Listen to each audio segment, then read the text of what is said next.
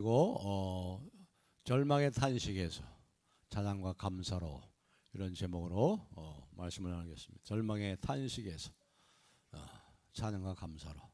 오늘 이 시편 13편의 찬양은 응답하소서로 끝났는데 시편 13편을 완전히 이렇게 찬양한 것은 아닌 것 같아요.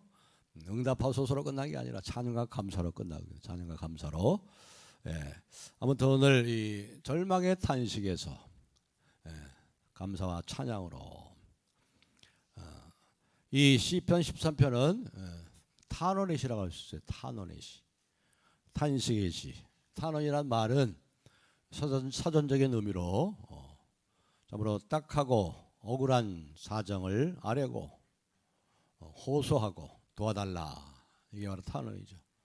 억울하고 딱한 사정을 하소연하고 아뢰는 것, 이게 탄원입니다.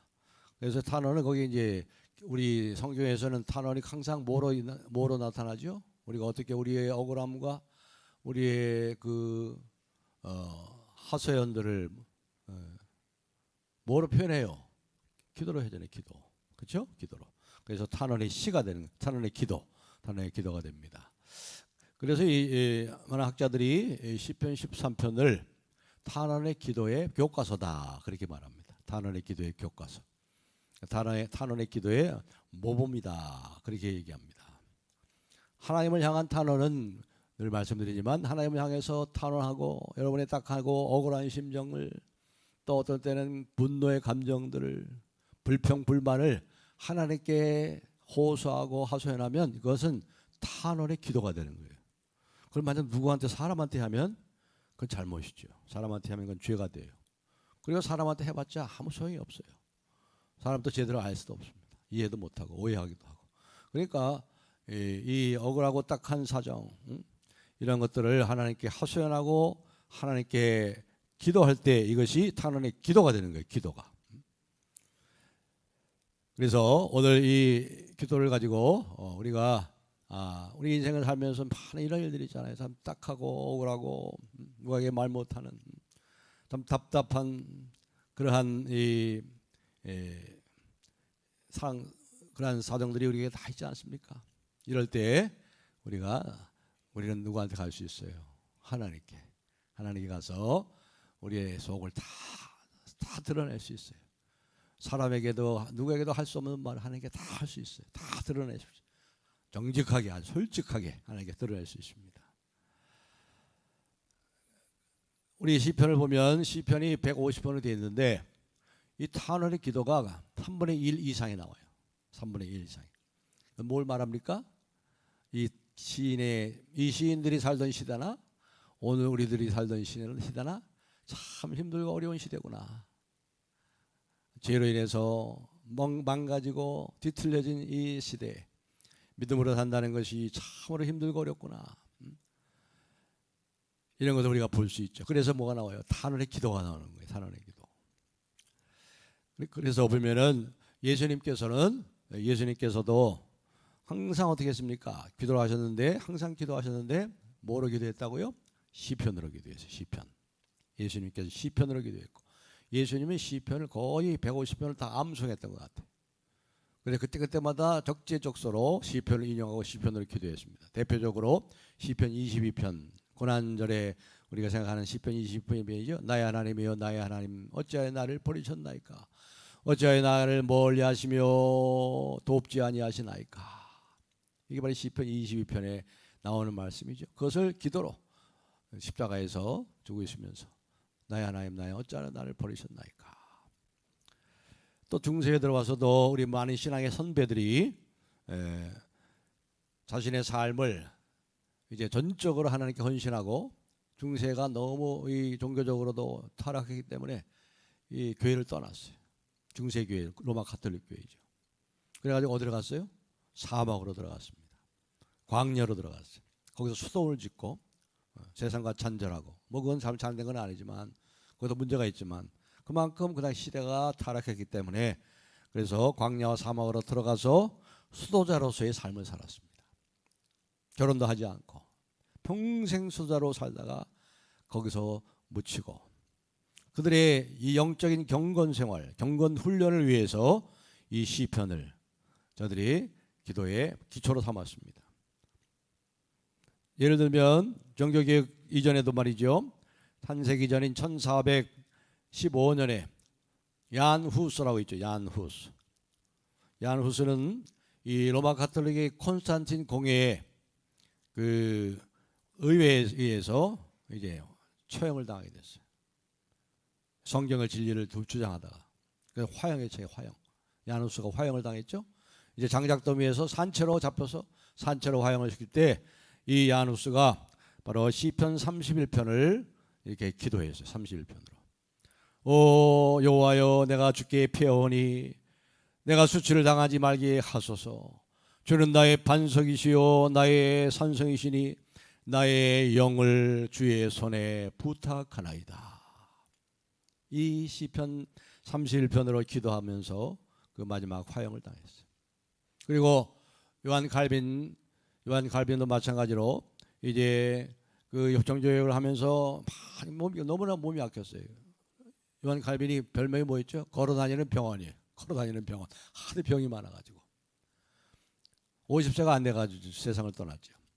이러한 육체적인 고통과 또 이 병모와 싸우고 또 자신을 따르던 수많은 그러한 개혁자들이 말이죠. 많은 박해를 당하고 이러한 소식을 듣고 너무나 고통스럽고 심적인 고통에 시달립니다. 그때 역시 그에 위해서 탄식의 기도가 나오는데 그 탄식의 기도가 바로 시편 39편 9절입니다.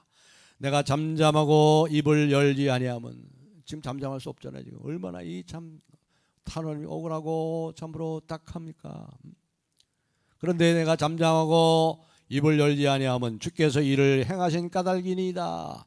주께서 이를 행하신 까닭이라는 말은 주께서 내 입을 굳게 닫게 하셨기 때문입니다. 그렇게 이제 기도를 했어요. 아무튼 이렇게 시편은 우리의 믿음의 선진들이 기도의 교과서로서 사용을 했어요. 여러분이 기도를 중보기도 사역팀 오늘도 모여서 기도했는데 중보기도 사역팀 기도를 많이 하기 위해서는 시편을 주로 읽고 하시면 좋겠어요. 시편을 읽고 단원의 시를 읽고 그리고 기도를 했으면 좋겠습니다. 어떻게 기도할지 무엇을 기도해야 될지 이 시편에서 우리에게 가르칩니다. 왜 이 시편이 그렇게 기도를 가르칠까요? 바로 시편의 비밀이 시편의 내용이 바로 우리 안에 있는 모든 것과 같기 때문입니다. 시편 안에 우리 안에 속에 있는 모든 비밀들이 다 거기 있어요. 거기 있어요. 우리 속에 뭐가 있어요? 우리 속에 무슨 비밀들이 있어요? 슬픔과 아픔과 기쁨과 환희와 두려움과 의심과 억울함과 고통과 추억과 질투와 야망과 감사 이러한 것이 여러분들이 비밀스럽게 여러분의 마음속에 자리 잡고 있잖아요. 바로 이것이 시편에 다 있단 말이죠. 시편 속에 이런 것이 다 있어요. 그렇기 때문에 시편으로 기도한다는 것은 굉장히 우리에게 정직함을 요구합니다. 왜냐하면 시편은 너무나도 정직하기 때문에. 그래서 여러분이 슬픔을 당하고 기가 막힌 일을 당할 때 시편을 읽어보세요. 어쩌면 내 심정과 똑같은지 왜 내 이야기를 하고 있지? 그렇게 된다 이 말이죠. 그만큼 시편은 아주 솔직합니다. 다시 말해 시편에 나오는 시인들은 하나님 앞에 너무나도 솔직하게 자기 속에 있는 비밀들을 다 드러냈어요. 다 드러냈어요. 벌거벗은 영혼으로 하나님 앞에 서 있는 것입니다. 오늘 시편 13편이 바로 그런 시입니다. 오 주여 언제까지 나를 잊으시겠습니까? 잊으시나이까? 언제까지가 몇 번이나 나와요? 여기요. 4번이나 나오고 있어요. 4번. 그러니까 언제까지 4번이나 숨기시고 언제까지 내가 하루 종일 번민한대요. 다윗이. 하루 종일 번민하며 하루 종일 내가 슬퍼해야 됩니까? 언제까지 내 원수들이 나를 이기겠습니까? 여호와 하나님이 나를 바라보시고 응답하소서. 4번이나 이렇게 언제까지 하울로 오랫동안 이 다윗이 많은 번민과 이 슬픔과 원망과 여기 죽음의 내가 사망에 두렵건대 내가 사망의 잠을 잘까 하나요? 사망의 잠을 잔다는 것은 영적으로는 어떤 그림이 있는 것이 아니라 죽겠다 때문에 죽게 생겼다 이 말이에요. 사망으로 영원히 잠을 잘 수밖에 없는 그 죽음의 직전에 죽음의 위협을 당하고 이제 죽게 생겼단 말이죠. 그런데도 여전히 하나님 오랫동안 자기를 돌보자 숨어 계시고 기도 응답하지 않으시는. 그래서 이 시인인 다윗이요, 하나님께 화를 내고 있어요. 여러분, 하나님께 화를 내보셨어요? 화를 내세요. 하나님께 화를 내시라고. 하나님을 다그치세요. 하나님 다 받으세요. 그거. 하나님이 오히려 싸움을 걸어오시잖아요. 야곱과 싸움을 걸어오시고 야곱과 하나님이 씨름하시잖아요. 다그치잖아요. 하나님한테 여러분이 하나님 좀 생각해 보세요. 하나님 제대로 보고 계십니까? 이렇게 이 시인인 13편의 다윗은 이렇게 비탄하며 탄식하며 하나님께 기도하고 있어요. 하나님께 올리는 불평의 소리입니다. 그렇기 때문에 오늘 이 시편을 우리가 보면서 우리가 생각하는 것은, 시편에 나오는 시인들 우리와 별바른 다른 사람들이 아니구나. 그들도 불평하고 그들도 원망하고 그들도 분노하고 우리와 똑같구나. 우리가 살고 있던 이 시대나 그 시대나 별바른 다른 것이 없구나. 이렇게 얘기합니다. 오늘 여기 시편 13을 보면은요, 그게 이제 이 5가지로 얘기할 수 있는데, 처음에는 이제 하나님을 향한 원망과 불평이 나오죠. 원망과 1절, 2절이 원망과 불평. 그러나서 이제 간구가 나옵니다. 간구. 그리고 이제 세 번째로 신뢰와 확신이 나오고, 그리고 네 번째로 찬양과 감사로, 4단계로 나올 수 있어요. 근데 이것을 조금 더 이제 시편의 다른 이 탄식의 시, 탄원의 시와 함께 우리가 어우러져서 이것을 보편적으로 보시면 3단계로 얘기할 수 있습니다. 이 탄식의 기도는 3단계가 있다는 거예요. 첫째는 오리엔테이션 한번 말씀드렸죠. 새로운 방향을 설정하는 거예요. 방향을 설정해 가지고 이제 모든 것이 아주 평안합니다. 이제 돛담배가 말이죠, 순풍을 타고 참 미끄러져 갑니다. 찬란한 태양을 받으면서 말이야, 막 콘테너가 나오죠. 콘테너가 나와요. 이게 바로 첫 번째 단계예요. 오리엔테이션. 아주 편합니다. 평안. 이보다 더 행복할 수 있을까? 이보다 더 즐거울 수 있을까? 아들도 대학을 졸업하고 좋은 직장에 취직을 했습니다. 멀리 시집간 딸도 잘 있다고 하고, 이제 곧 아이를 얻을 것이라고 그렇게 또 좋은 소식이 와요. 이렇게 모든 것이 잘 됩니다. 아무런 근심과 염려가 없습니다. 하나님께서 정말 살아계시고 나를 사랑해 주시는구나. 우리 가정을 사랑해 주시는구나. 하나님께서는 쉬지도 않으시고 우리의 유익을 위해서, 나의 유익을 위해서 이렇게 일하고 계시는구나. 우리의 삶을 어지럽게 만들거나 힘들고 고통스럽게 하는 것이 전혀 없습니다. 바로 이것이 오리엔테이션의 단계, 첫 번째 단계, 평온한 단계예요. 그런데 이 시편은 이 첫 번째 단계에 대해서 별로 관심이 없어요. 거기에 대해서 별로 얘기를 안 해요. 왜냐하면 이 첫 번째 단계는 우리가 모두가 다 원하는 거지만 인생에 별로 그렇게 흥미로운 단계는 아니라는 겁니다. 왜냐하면 거기서는요, 어떤 깊은 정서가 안 나와요. 깊은 어떤 탄식과 이 탄원이 나오지 않아요. 어떤 감동적인 기도가 나오지 않아요. 어떤 깊은 정서가 나오지 않아요. 그리고 이것은 또 일반적으로 오래 가지를 못합니다. 왜냐하면 얼마 가지 않아서 그 첫 번째 단계가, 그 평온의 단계가 깨지기 때문에.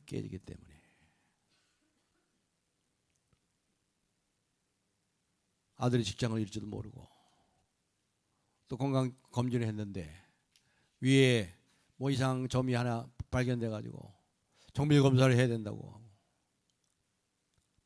이러한 어떤 경제적인 위기, 파산의 위기, 건강의 위기, 가정의 위기,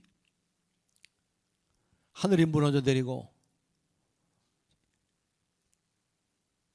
폭풍과 치는 송두리째 흔들리고 평화로운 세상이 끝이 나는 것처럼 보이는. 그런데 상당히 많은 구약의 시편에 이 탄식시가 이 시점에 와 있는 거예요. 이 시점에서 탄생한 거예요. 이 시점에서 나오는 거예요. 세상의 시도 그렇더라고요. 세상의 시도. 흔들리는 꽃이 향기롭다. 상처난 것이 더 향기롭다 그러잖아요. 흔들리면서 자란다. 세상의 시들도 말이죠. 그렇게 얘기를 해요. 그렇죠? 흔들리면서 그런 아름다운 시들이 나와요. 상처받은 꽃이 향기롭다 그러잖아요. 이 성경의 시편도 마찬가지예요. 어찌하여 그리 멀리 계십니까? 어느 때까지입니까? 어찌하여 나를 돌보지 않으십니까? 한 달 전에 잘 아는 우리 신구 목사님 통해 갑자기 카톡이 왔어요. 카톡이. 새벽 기도 때는 한번 말씀을 드린 것 같은데, 그분은 우리 한국의 구약학계 아주 대표적인 신학자고 목회자입니다. 저 나이도 저하고 비슷해요. 그런데 카톡이 왔는데 권 목사님 가정에 일어난 일이 여기에도 일어났습니다. 깜짝 놀라봤어요. 제 사랑하는 큰딸 지연이 40세예요. 40세. 큰딸 지연이의 남편인 황 집사가 44살인데 지난 10월 29일 주일날 오전 10시에 갑자기 세상을 떠났습니다. 그래서 깜짝, 제가 잘 알거든요. 그 딸 알거든요. 우리 큰애하고 미국에 유치원 다닐 때 같이 다니고, 유치원 때 우리 생일 파티할 때, 우리 큰애 생일 파티 할 때 우리 집에 와서 찍은 사진이 지금 제 방에 있어요. 그래서 그걸 다시 봤죠. 그래, 이쁘고 착하고 믿음이 좋은데 아들이 셋이에요. 13살, 11살, 7살. 갑자기 세상을 떠났는데 44살. 사돈도 목사예요. 상돈은 또 신약학계에도 대표적인 신학자고. 깜짝 황망스러운 거예요. 어떻게 이런 일이 갑자기 일어날까?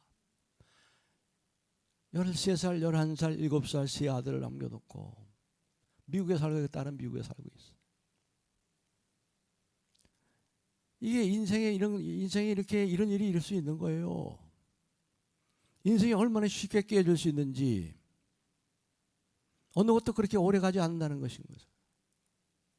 우리가 사는 이 세상이 얼마나 위험천만한 세상인지, 우리가 할 수 없는 일들이 일어날 수밖에 없는 이런 것을 경험할 때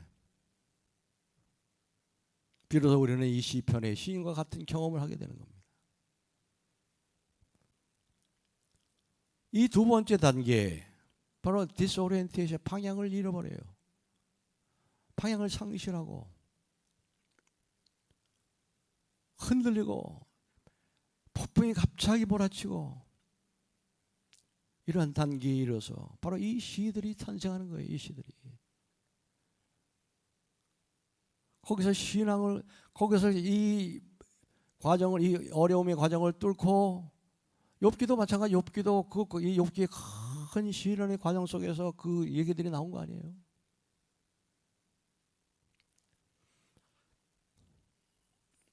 보통 이 성경에서 말하는 언어가 두 가지 언어가 있어요. 두 가지요. 하나는 묘사적인 언어입니다. descriptive language.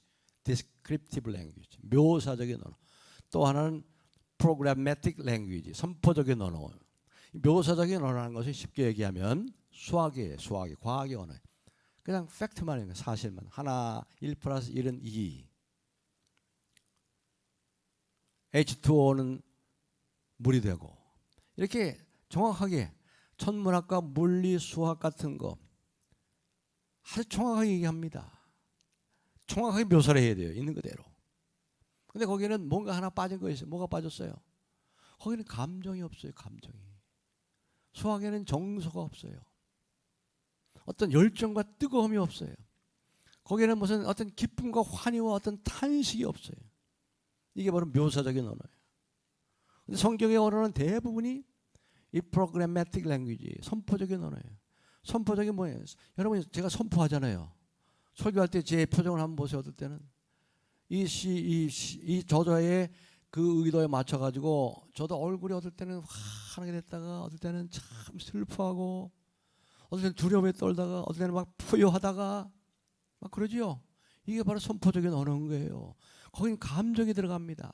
어떠한 격정과 좌절과 기쁨과 슬픔과 찬양과 환희, 우리 마음을 흔들어 놓는 눈물샘이 터지고 우리 마음을 일깨우는 이러한 선포적인 언어들이 있다는 거예요.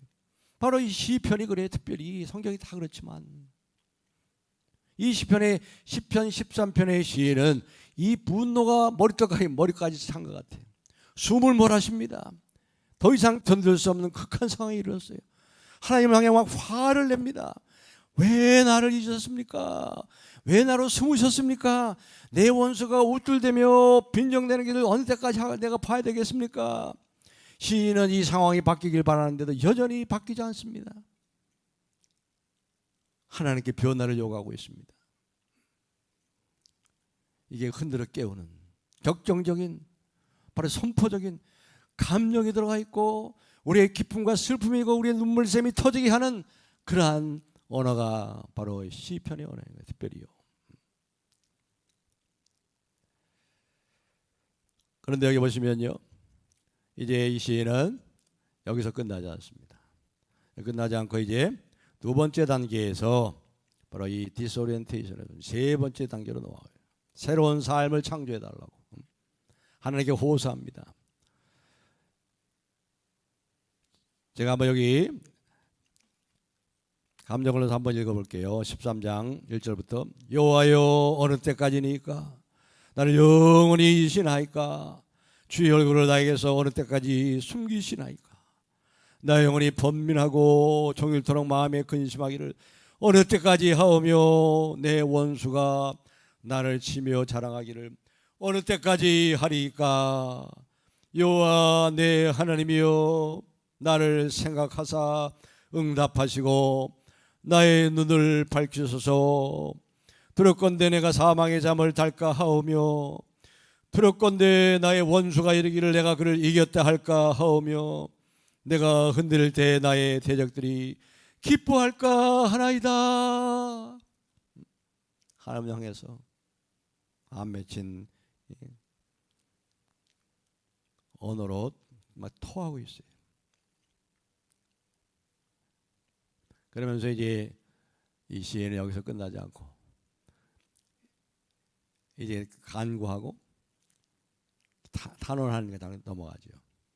하나님의 법정에 들어가가지고 자기의 고통스러운 문제를 다 하나님께 얘기합니다. 결기하고 있습니다. 나를 돌아보시고 나를 좀 제대로 봐주세요. 그런 말이야. 하나님께 하나님 날 좀 제대로 봐주세요. 제대로 보고 계십니까 하나님? 이렇게 하나님께 막 따져. 그럼 대답 좀 해주세요. 내 눈을 좀 밝혀주세요. 그렇지 않으면 내가 죽음의 잠을 잘까 같습니다. 내가 죽을 것 같습니다. 내가 곧 죽게 됩니다.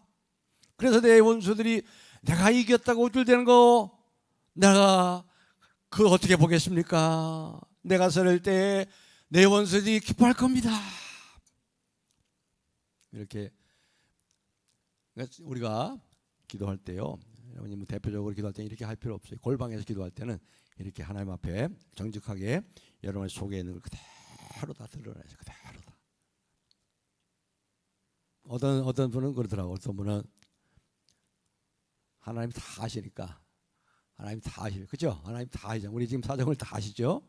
다 아시니까 자기는 그렇게 얘기하는데 하나님 아시죠? 하나님 아시죠? 뭔 얘기도 안 해. 자기에 있는 모든 사정을 하나님 다 아시잖아요, 그렇죠? 아시니까 하나님 다 아시죠? 하나님 다 아시죠? 그런데 갑자기 그런 생각을 들더래요. 그런 마음이, 그런 음성이 자기 마음속에 이러는데, 예, 그렇다. 난 다 안다. 내가 다 알아. 근데 너는 아니? 그런 집중이 듭니다. 근데 너는 아니? 이게 무슨 말이야? 너는 솔직하게 네 있는 모든 사정 앞에 그것을 네가 아냐? 네가 나한테 다 그렇게 안다고 얘기하는데 솔직하게 네가 아는 거 다 얘기해봐. 너 알고 있니? 나는 다 알아. 근데 너는 알고 있어? 하나님 앞에 솔직하게 나는 다 알아. 근데 너는 알고 있냐? 네가 알고 있는 거 얘기해봐. 우리가 하나님 앞에 정직하게 속에 있는 걸 다 얘기할 수 있어요. 하나님께 화를 내도 돼요. 하나님께 따져도 돼요. 하나님께 부르짖어도 되고 하나님께 원망해도 되고. 바로 이것이 시편 13편에 가진 우리 기도의 교과서에서 가르치는 내용 중에 하나예요. 그것이 특별히 3, 4절입니다. 3, 4절이 그래요. 그러고 나서 이제 세 번째 단계로, 기도의 세 번째 단계로 들어갑니다. 그 세 번째 단계가 이제 new orientation, 새로운 방향 설정, 새로운 하나님의 새로운 창조가 이제 세 번째 단계에서 깨졌던 일이 다시 연결이 됩니다. 새로운 창조가 열립니다. 깊은 상처가 아물게 되고 새 살이 나오고 고통 가운데 있는 삶에 새로움의 싹이 움틉니다. 여기 5절 6절 한번 보세요. 13장 5절 6절 보면 나는 오직 주의 사랑을 의지하여 싸우니 내 마음은 주의 구원을 기뻐하리이다. 내가 여호와를 찬송하리니 이는 주께서 내게 은덕을 베푸심이로다. 아멘. 여기 보면 이 시인 다윗의 그 신뢰와 확신이 나오거든요. 5절에 보면은 나는 오직 주의 사랑을 의지하여 싸우니. 여기서 이 사랑이라는 말 우리가 너무나도 좋아하는 구약에 나오는 뭐죠? 헤세드, 헤세드. 사랑, 인애, 자비, 긍휼, 신실하심. 다시 말해 변함없이 하나님의 사랑, 헤세드. 나는 오직 주님의 변함없는 그 사랑을 의지하여 싸우니. 그런데 여기 보면 이 시제가요, 주의 사랑을 의지하여 싸우니 완료 시대 완료. 의지하였다 이미 완료된 거예요.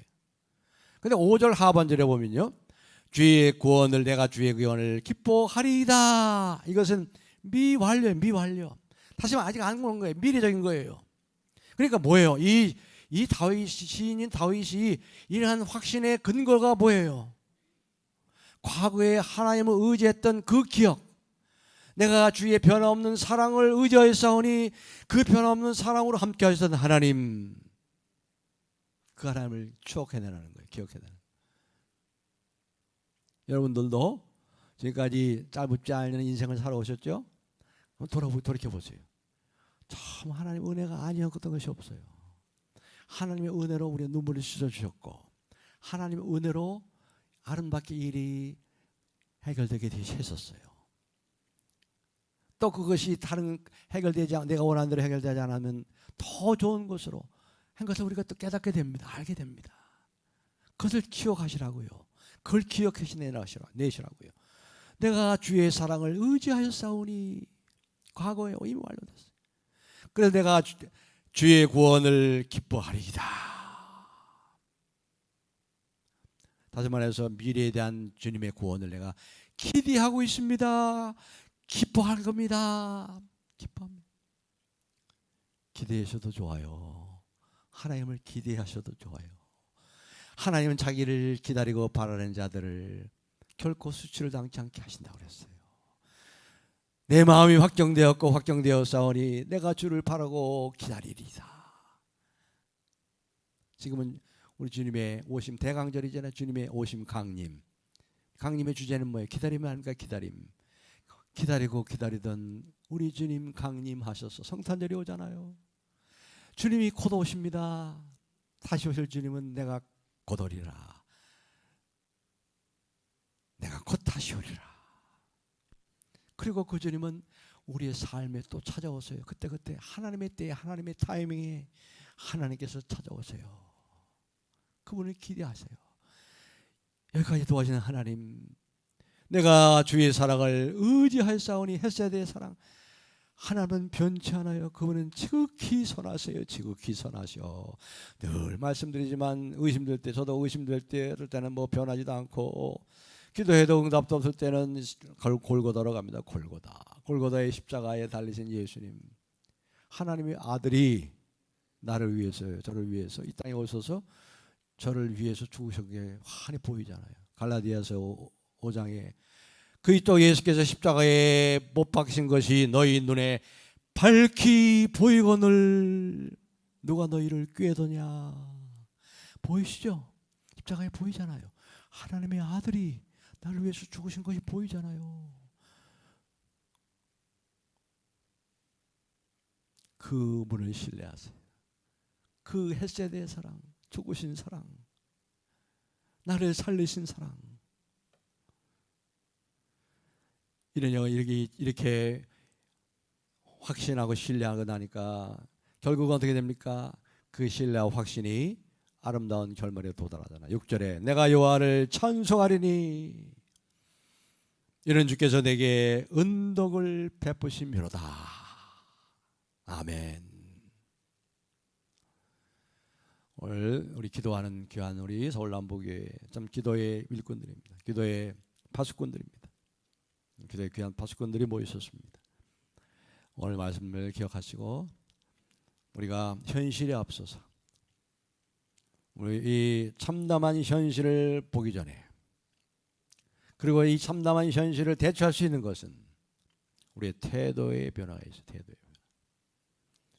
하나님 앞에 정직하게 여러분의 모든 눈물과 환희와 기쁨과 의심과 상처들과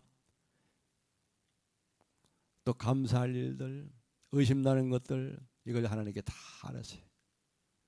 나는 알고 있다. 너는 아냐? 정직하게 있는 그대로 다 토하세요. 토하시고 한나처럼. 그리고 뭐예요? 헷세드의 하나님, 변함없으신 하나님, 변함없으신 사랑, 변함없으신 주님의 사랑. 의심될 때 골고다를 가십시오. 골고다를 바라보십시오. 거기 예수님이 십자가에, 그리스도께서 십자가에 못 박히신 것이 너희 눈에 밝히 보이거늘 누가 너희를 꾀더냐. 신뢰와 확신을 가지고 하나님을 의지하십시오. 여러분의 삶이 내가 여호와를 찬송하리니 이는 주께서 내게 은덕을 베푸십니다. 저와 여러분은 하나님의 은혜로 사는 사람들이, 하나님의 축복으로 사는 사람들, 하나님의 은혜와 축복을 기대하시고, 또 우리가 그렇게 살아왔잖아요. 하나님의 은총을 받았잖아요. 기도응답도 받았죠. 더 좋은 것을 주셨잖아요. 그렇게 하려 하나님을 기대하면서 이 시간 기도하심으로 참으로 기도의 승자들 되시고 여러분의 탄식이 찬양과 감사로 변하는 놀라운 하나님의 도우심을 체험하는, 또 체험하는 귀한 성도들, 기도의 사람들이 되시기를 예수님의 이름으로 축복합니다.